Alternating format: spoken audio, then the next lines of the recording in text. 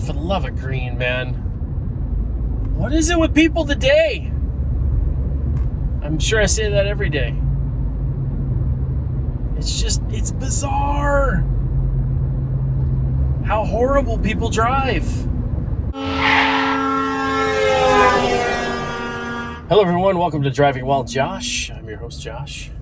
We're recording live in our mobile Honda studios, sponsored by Civic.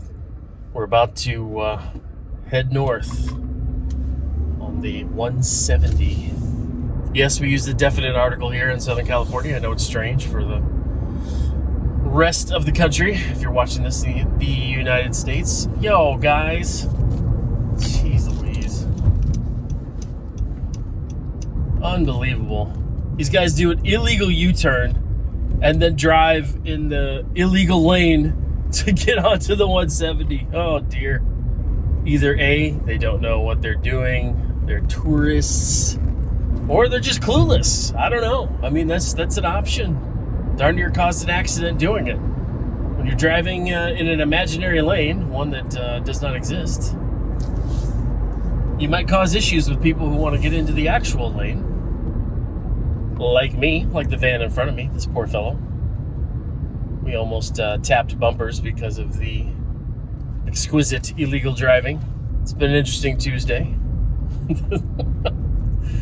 The madness. Dude, come on. Wow. Well, van driver's a bit of a jerk. He's not a nice fellow. Not a very courteous fellow. Architectural precast manufacturing? I don't know what that means. You make sconces? No, that's lighting, isn't it? I don't know. Not an architect. I did study landscape architecture in college. Did quite well for a while. Thought I was going to do the design golf courses for the rest of your life because there was a backlog of like 9 years for the need of golf course design, implementation. Thought, man, it could be kind of lucrative, you know. Use your creative juices, make the magic happen. Only problem is I hate golf, so bit of an issue there. So an interesting thing happened today. I normally walk to lunch. Had an extra short amount of time today because the event I was filming in the morning, the guy said, hey, all right, we're going to get out early, and then, of course, went a half hour long, which left me 30 minutes to, take care of lunch before he was starting up again. Now, he was in the clear because they brought him lunch. He's got the full-blown catered thing, but they don't treat the tech crew and the staff with the same care, shall we say, thoughtfulness. So I'm walking to get my usual meal, which is a protein shake and a mini rice bowl with chicken. That's how I keep my svelte, girlish figure. Oh, for the love of green, man. What is it with people today? I'm sure I say that every day. It's bizarre how horrible people drive. There were 2 car lengths behind me. You could have just slipped in easy behind me, sir, madam. Can't tell who you are. My guess is a madam by the ears and the hairstyle. Can't get a full shot, though. Why am I in this lane? I should be in that lane. I should move over. But of course, as soon as I move over, that lane will stop and this one will go flying. It's the rules. That's how it works. It's the same in the grocery store. You get in the shortest line, you think you're going to check out earlier. The other line had like 6 people in it. Before you know it, all 6 people are through, and an extra 4 behind them are now going through, and you're still waiting in line to get your stuff checked out. That's just how it is. It's universal. It happens to everybody. Although, why doesn't it happen to the other people that are in the longer line? Okay, I'm starting to think that this truck is the issue. And I'm thinking we're going to get out of this lane. And he is. Hey, Josh called it. Way to go. Large truck full of industrial tools, etc., traveling at 50 miles an hour on the freeway when he should be doing 65. I am passing him at a good clip at 63 miles an hour. Come on, man. You got more horses under there. I know you do. So, back to lunch. I'm walking to lunch. And there's this homeless population that has kind of migrated to this area. It's got a little strip mall, like a 7-Eleven and some other shops. Actually, Manny Pacquiao's barber salon was there. I had my hair cut by the guy that cuts Manny Pacquiao's hair. That's why it looks so wonderful. I wonder if I can box now. Probably not. So there's a group that's around there a lot. A lot of them are on drugs and have, substance abuse problems, and a lot of them have mental health issues. And I'll say it, Ronald Reagan, I love the man, but he really screwed up when he shut down the mental health hospitals. Yeah, there were some wrong things going on there, but you needed to reform that and fix that and still allow the people that have help instead of just letting them loose. And now we have, the crazy people sleeping on the street. And it's unfortunate, they need help. A lot of them need help. Not only for the substance abuse issues that they deal with, but the mental instability that we see. So there's this guy that I've talked to a couple times now. He's really on something hard. He doesn't even make coherent sentences. But he's nice. I mean, he's not like a crazy person or, yelling at the concrete, hitting buildings, screaming at the sky, nothing like that. Every time, like today I walk past him, he's like, "Hey, Derek, how you doing?" I'm like, "Oh, hey, man, what's up?" My name's not Derek, if you haven't caught on. And then he starts talking about stuff, and he talked about an aquarium, and then the hospital down the street, and a bunch of other weird stuff, and none of it made any sense. And then there was he talked about getting a drink. Now, I know he meant an alcoholic drink, because he was saying he hadn't had a drink in 9 days. And I'm like, well, I said, "Hey, man, how about I get you a Coke?" And he's like, "Oh, yeah, that'd be great." I said, "All right, well, where are you going to be?" Now, the reason I asked him this is because I talked to him, about 2 weeks ago, kind of a similar type conversation, although he was a little more coherent, and he said he was excited that I was here. He said, "Hey, man, I'm so excited you're here." I'm like, "Great, it's wonderful to be wanted, man. What's going on?" And I asked him, I bought him lunch, and I brought the lunch back to where we were talking, and he was gone, like nowhere to be seen. And I ended up leaving the food with some other homeless guys that are always around. So that's why I specifically asked him. I said, "Yo, bro, where are you gonna be?" He said, "Man, I'm gonna be right here. I'm gonna be sitting right here." I said, "Okay, I'm gonna go over here. I'll get you a drink and I'll come back." "Oh, cool, bro. Cool. And so I go get him a cherry Coke, and I get him a couple tacos. And I come back. He is not there.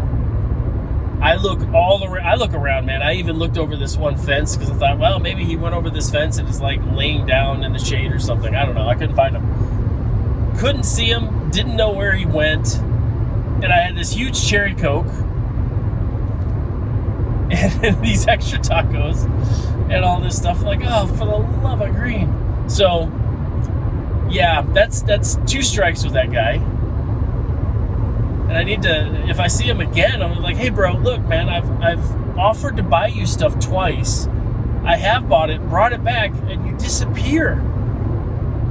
I mean, do you want to walk with me to the place, stand outside, and I, hand it to you?" Maybe that's the way to go. I don't know. What's going on here? These guys are driving sporadically.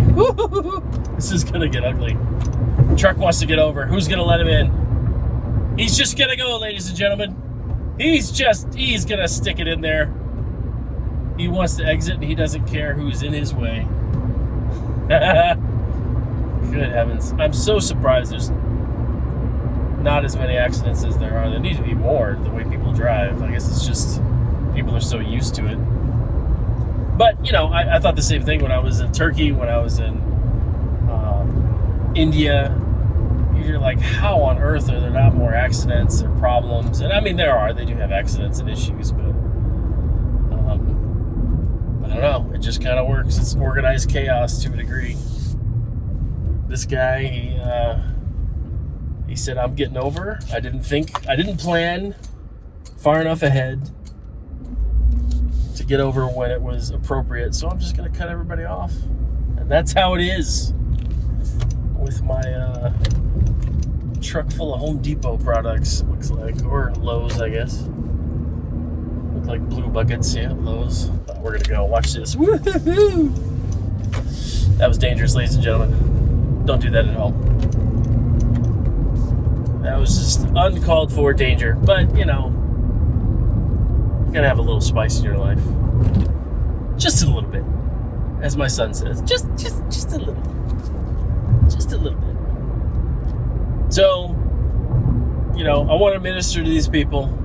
Ultimately, share the love and joy of knowing and forgiveness of knowing Christ, which is kind of my thing, since I'm a Bible-believing Christian. That may not be everybody's belief. In fact, I know it's not. But, you know, I don't do things to earn my way into heaven or earn favor with God or get some credit, some spiritual credit that I hopefully cash in when I die. You know, like there's spiritual scales that, you know, the bad stuff you do fills up this side, the good stuff fills up this side. As long as you're leaning a little heavy on the good side, that hey, you can get into the good place, right? It's not really how it works, but I know a lot of people think that way. So my motivation is not to, you know, earn brownie points with some higher spiritual powers to genuinely help the person. Yeah, you give them a meal, it's a temporary thing because they'll get hungry again.